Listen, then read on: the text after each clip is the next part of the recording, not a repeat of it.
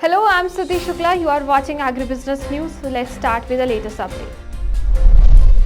Alswamitra Botanicals LLP based in Bangalore has launched an initiative in tribal hamlets in South India to standardize the yield and quality of organic crops such as turmeric and millets by distributing seeds from an NGO and then buying them back to distribute to other farmers. According to Neil Thomas, director of Alswamitra, said, the seeds are distributed following the signing of a proper contract with them. The contract is based on a template recommended by the Food and Agriculture Organizations of the United Nations. Fertilizers Cooperative Measure IFFCO Limited said it has a patent for its two new products, nano urea and nano DAP. Developed using nanotechnology, urea and diammonium phosphate are largely consumed fertilizers in the country. IFFCO has received the patent for their nano variant from the Indian government for a period of 20 years. IFFCO Managing Director of US Avasti said, the intellectual property of IFFCO Nano Urea and Nano DAP will strengthen the Indian economy by reducing input cost of agriculture. IFFCO Nano Urea and Nano DAP next generation fertilizers are benefiting farmers and the environment. These products will be instrumental in reducing soil, air and water pollution.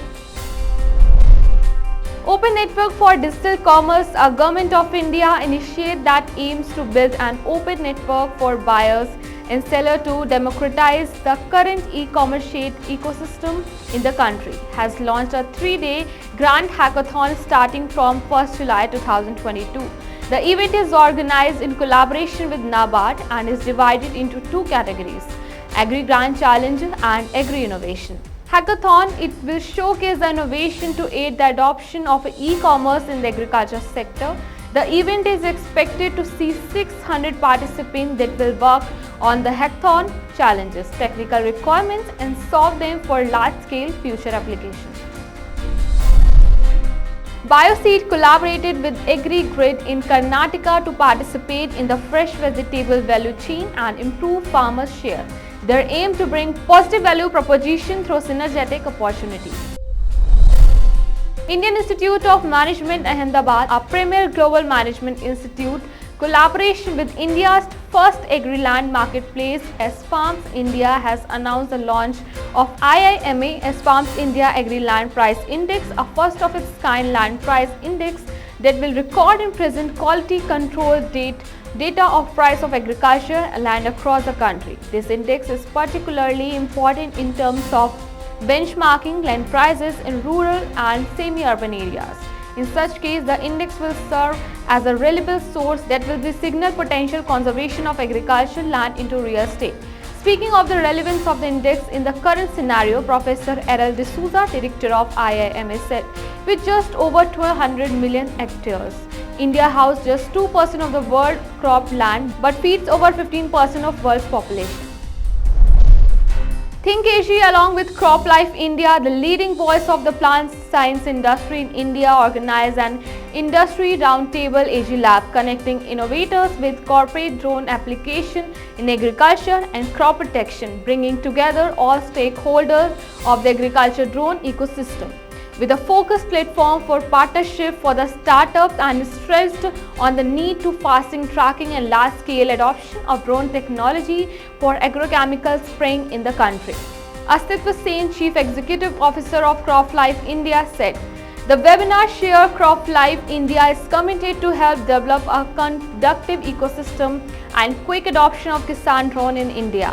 Collaboration between innovators and agrochemical companies would play an imminent role in flattening the learning curve. ACFI seminar on role of plant protection chemicals in sustainable agriculture.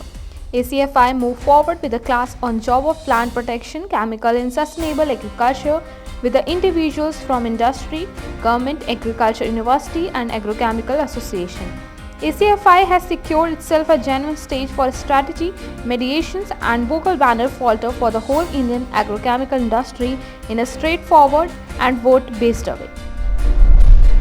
Nurture Farm is one of the platinum sponsors along with UPL, National Plant Protection, Decomposed Harvest and Advanta Seeds for the European edition of Sustainable Food Summit 2023 2 that will be held in Amsterdam on 7 to 8 July. With active participation in this discussion, company continue to facilitate responsive action against climate change and the food industry. The keynote speech on building sustainable agriculture ecosystem will be given by Nurture Farm Head of Sustainability Rohan Parekh on 8 July. Through this summit aim to map out future trends and developments on sustainability and also proper conversation for their successful implementation.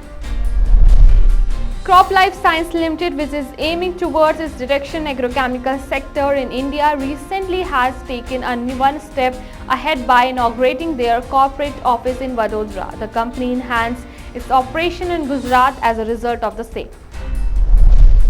Assam Government and Spices Board will establish a quality evaluation laboratory and training center for spices at Guwahati for developing the same industry further in the region. State Minister Hemant Biswa Sharma said, emphasizing the importance of Assam in spice production, and state can leverage its potential for becoming a major hub for post-harvest processing and value addition of spices from the northeastern region and one of the major exporting hubs. Vizianagaram District Agriculture Officer VT Rama Rao has urged farmers to adopt crop diversification to improve soil fertility and achieve more yield and income. Those growing commercialized crop instead of the regular paddy will get government support. He said that the campaign to promote commercial crops like maize, pulses, millets and vegetables have evoked good response from farmers.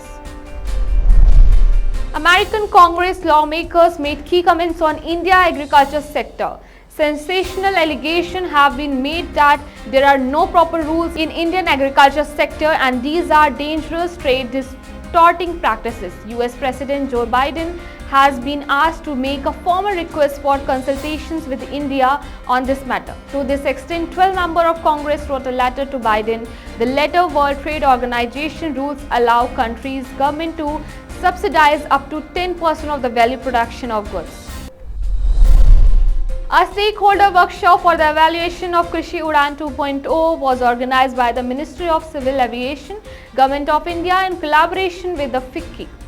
This conference brought together experts from the air cargo sector to discuss the advantages of Krishi Udan and how domestic air cargo players can collaborate to create a seamless transaction across the value chain.